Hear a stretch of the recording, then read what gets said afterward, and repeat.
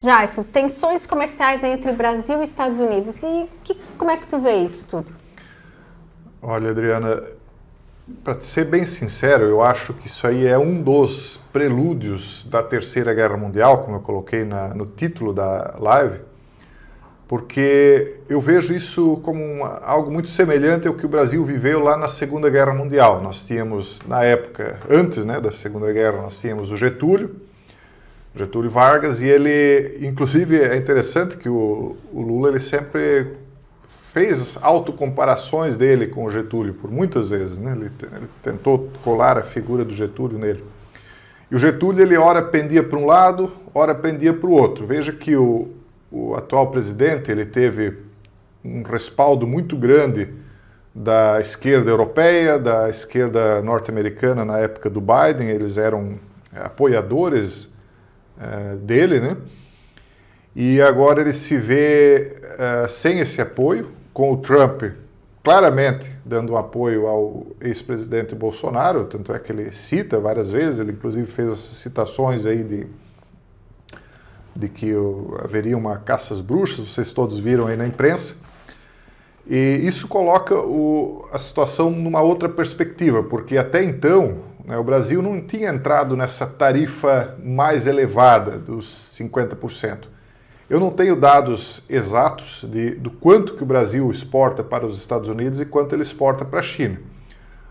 Me parece, segundo o que eu vi, que o Brasil exporta para os Estados Unidos aproximadamente 10% das suas exportações e para a China algo próximo. Deixa eu conferir aqui que eu tinha isso em mãos, rapidinho eu já passo para vocês. Se os dados aqui estiverem corretos, Estados Unidos 10,4% e para a China 20 e poucos por cento, né? Quase 30%. Não sei se estão corretos, isso aqui supostamente teria vindo do Observatório da Economia e Complexidade, não sei das quantas. Enfim, não leve isso aqui como um dado 100% que não deu tempo para conferir.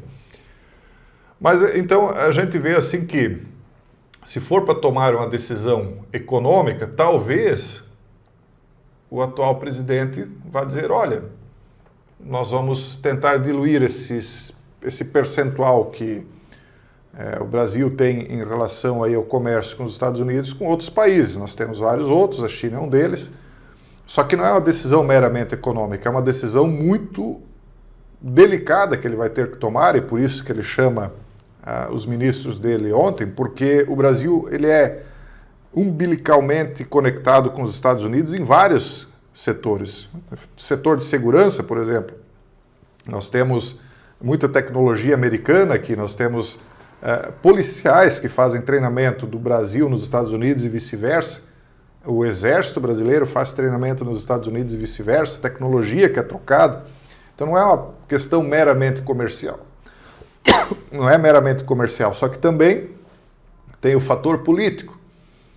Com quem é que o atual presidente se alinha mais? Será que ele se alinha mais com a China atual ou com a política de Trump? Então, será que nós vamos ter uma decisão que vai tentar ficar com o pé em cada canoa?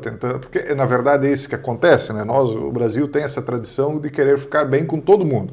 Sempre foi assim. Foi assim até na Segunda Guerra Mundial, nos prelúdios dela, que eu acho que nós estamos nos prelúdios de uma Terceira Guerra.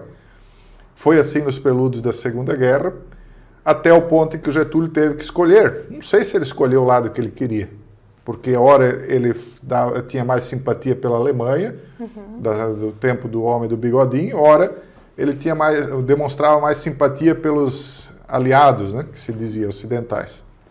E a gente está nesse momento agora, numa desses prelúdios de uma grande guerra, porque o que vai acontecer, na minha opinião?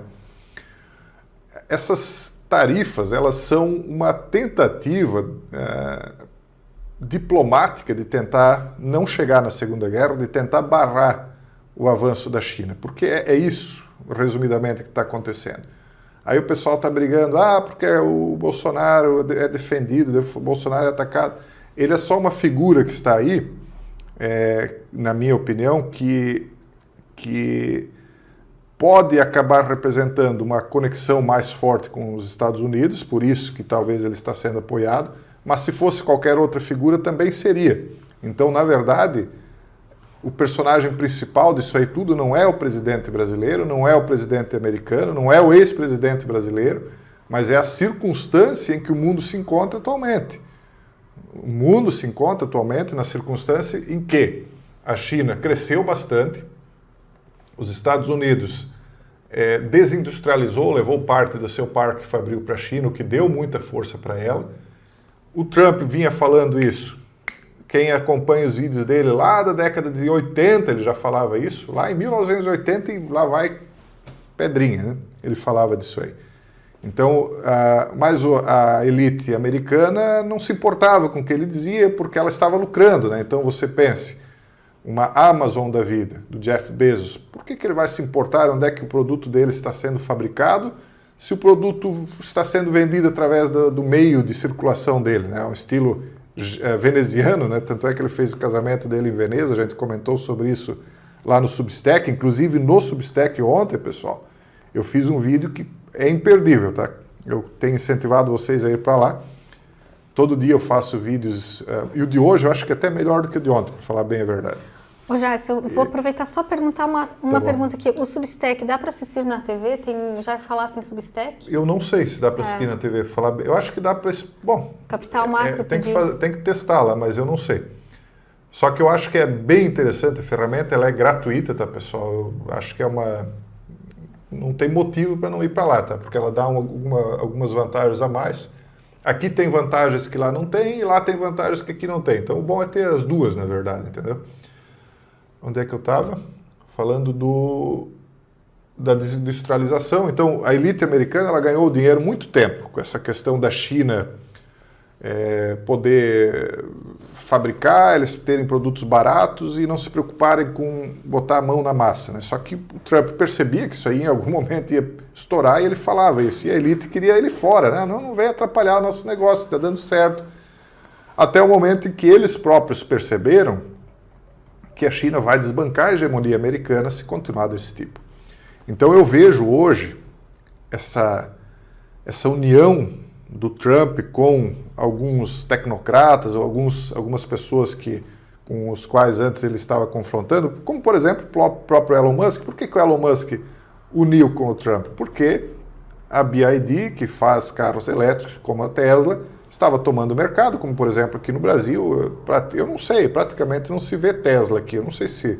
Eu vi um outro Tesla aqui, mas todo mundo vê o BYD aqui, né? Uhum.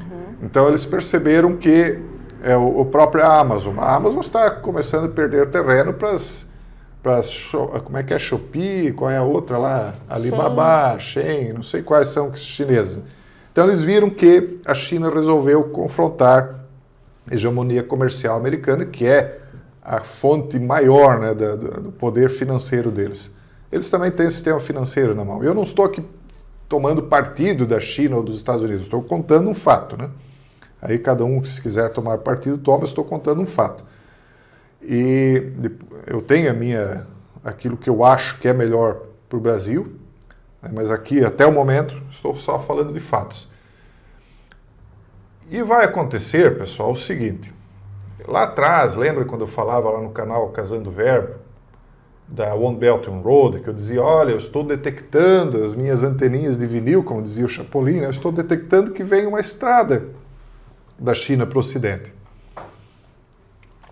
Ninguém falava disso no Ocidente. Eu gravei um vídeo, nem no Brasil não falava disso. Eu gravei um vídeo chamado Uma Estrada, chamado assim, ó, Israel o umbigo do mundo, porque eu percebia que essa estrada estava sendo aberta até Israel. E aí, logo depois, a China anunciou One Belt One Road, que também fui eu o primeiro que trouxe esse tema aqui para o Brasil. Por quê? Porque eles querem trazer via ferrovia, via terrestre, as mercadorias, porque eles entendem que nos mares o domínio ainda é americano, ainda é ocidental, porque é uma tradição ocidental até então, não sei até quando que isso vai durar, é uma tradição ocidental o domínio dos mares.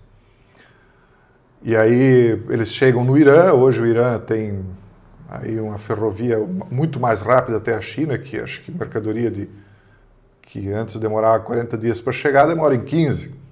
E se daqui a pouco eles começarem a levar o petróleo do Irã para a China via ferrovia e não precisar mais do Estreito de Hormuz, eles puderem fechar o Estreito de Hormuz, porque hoje eles não fecham, porque a China compra do Irã petróleo e o Irã exporta 90% através do Estreito de Hormuz. E se daqui a pouco não acontecer mais? Então tudo isso aí vai se configurando para uma terceira guerra mundial. Isso não vai acabar no comércio, a não ser que um dos lados ceda.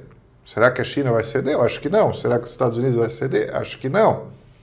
Então, por enquanto, eles estão tentando um barrar o outro através de tarifa, de diplomacia, de um boicote num porto, aqui no canal do Panamá tu não passa mais, sabe? É tudo assim, é um negócio assim, bem soft ainda por enquanto. E por isso que eu digo, Adriano, e quem está nos assistindo, que o Brasil agora chegou numa encruzilhada. Essa tarifa de 50% não é algo banal, não tem a ver com Bolsonaro, não tem a ver com... Claro que eles envolveram tudo isso aí no meio, né? Não tem a ver com Trump, não. Tem a ver com o mundo. E nós temos 3 opções. Ou o Trump, ou o Lula, o presidente brasileiro, vai dizer, olha, estou fora dos Estados Unidos, então você nos tarifou, agora nós vamos... pode manter a tarifa, eu vou jogar mais 20%, 30%. O Trump já disse, se tu jogar 20%, vai ter mais 20% em cima de ti. 50% é a tarifa tal. Pode ser que o Lula diz, as favas, nós vamos abandonar os Estados Unidos. E aí nós vamos para um outro rumo. Se ele ceder, se ele for negociar, aí nessa negociação pode acontecer 2 coisas. Ou ele cede tudo que o Trump quer, e aí até o próprio Bolsonaro vai ser candidato, talvez nisso, porque parece que é isso que ele está querendo, não sei. A indução aí é o que faz a gente pensar, eu não sei, né? Não posso afirmar nada. Então, se ele ceder tudo, vai ceder nisso também. E aí, isso quer dizer que o Lula se alinha, então, de uma vez com o Ocidente. Ou, que eu acho que ele vai tentar, num primeiro momento, é um negócio negociado. Porque é a tradição do Brasil, esse negócio, um pé em cada canoa. Vai tentar dizer, não, calma lá, então vamos ver o que dá para fazer e tal, aquela história que você já conhece. Olá, pessoal. Bem-vindos ao meu canal. Agradeço a quem tem compartilhado os vídeos, isso tem incentivado o meu trabalho aqui. Se todos fizessem isso, com certeza a gente teria uma comunidade aqui bem mais forte, né? Mas os poucos que estão fazendo já estão ajudando bastante. Pessoal, de crise em crise, a gente chega em um ponto em que não aguenta mais falar de crises, né? Porque é só o que está acontecendo ultimamente. Parece que enquanto um incêndio está quase sendo apagado, o outro está sendo iniciado lá do outro lado da floresta, esse mundo em que nós estamos vivendo. Mas tem uma crise que ainda não chegou e está só começando, que também tem que tomar a nossa atenção. Para quê? Para criar ansiedade, preocupação? Não, isso não adianta nada. Mas para que a gente se prepare, se precavina, porque essas poucas pessoas como nós aqui que estão entendendo bem o mundo que estão vivendo, conseguem se adiantar aos demais e depois ter uma vida mais tranquila, enquanto os outros que não perceberam o tsunami chegando, infelizmente, né, vão ter problemas.